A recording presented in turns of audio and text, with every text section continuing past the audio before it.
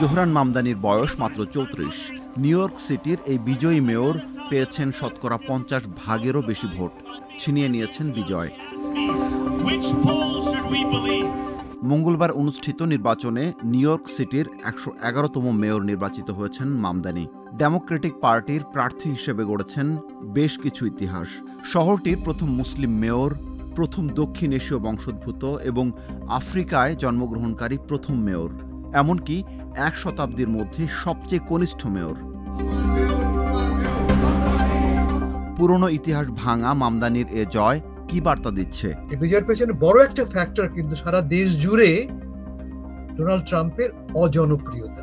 মাত্র ৩৭% লোক তার পক্ষে আছে, পছন্দ করে না বা তার ডিসঅ্যাপ্রুভাল করে এমন লোকের সংখ্যা ৬৩%। মামদানির এই বিজয়টা একদিকে প্রগতিশীল রাজনীতির বিজয়, অন্যদিকে ট্রাম্পের রাজনীতির পরাজয়। মামদানি ভোটারদের বড় বড় প্রতিশ্রুতি দিয়েছেন, যা বাস্তবায়নে বিপুল অর্থের প্রয়োজন হবে।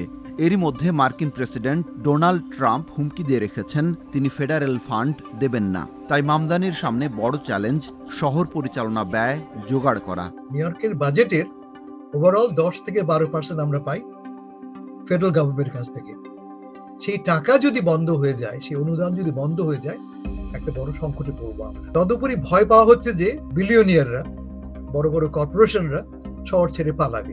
বিলিয়নিয়ারদের উপরে অতিরিক্ত আয়কর তিনি ধার্য করার কথা বলেছেন। বলে একটা পর্যায়ে তাকে হয়তো কম্প্রোমাইজ করতে হবে। উচ্চাভিলাষী কর্মসূচি তিনি দিয়েছেন, যার পক্ষে এই শহরের ৬৫% তরুণরা দাঁড়িয়েছে, তাদের ভোটে তিনি জিতেছেন।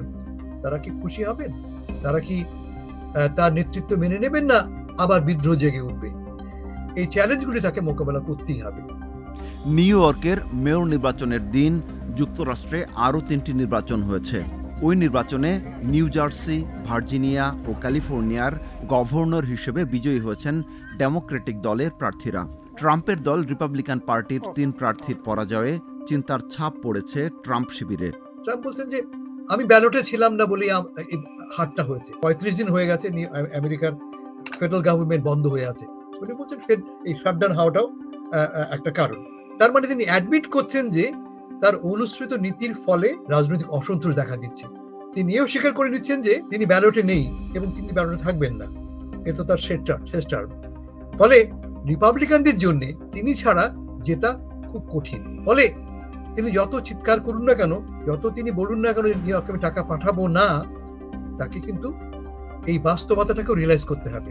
নির্বাচনে মুসলমান, এশিয়ান, বিশেষ করে বাংলাদেশি অভিবাসীদের ব্যাপক ভোট পেয়েছেন নিউ ইয়র্কের মেয়র।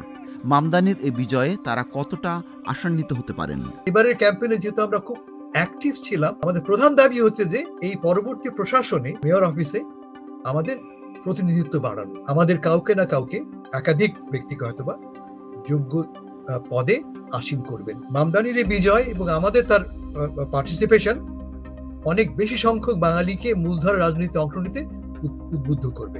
আরেকটি বড় প্রশ্ন, মামদানির বিজয় যুক্তরাষ্ট্রে অবস্থানরত মুসলমানদের উপর কোনো ভূমিকা রাখবে কিনা। ধর্মীয় রাজনীতির সঙ্গে তিনি যুক্ত নন। এর ফলে আমি শুধু বলবো যে মুসলমানদের ভূমিকাটা একটু বেশি লক্ষণীয় হয়ে উঠবে। যেমন লক্ষণীয় হয়ে উঠবে বাংলাদেশিদের, অন্যান্য দক্ষিণ এশীয়দের, বিশেষত ইমিগ্রেন্টদের, অভিবাসীদের, তরুণদের মধ্যে তিনি যে স্বপ্নের বীজ বপন করলেন, আমার ধারণা যে তার প্রভাব নিউ ইয়র্কের বাইরে সারা আমেরিকার রাজনীতিতে একটা বড় রকমের প্রভাব ফেলবে।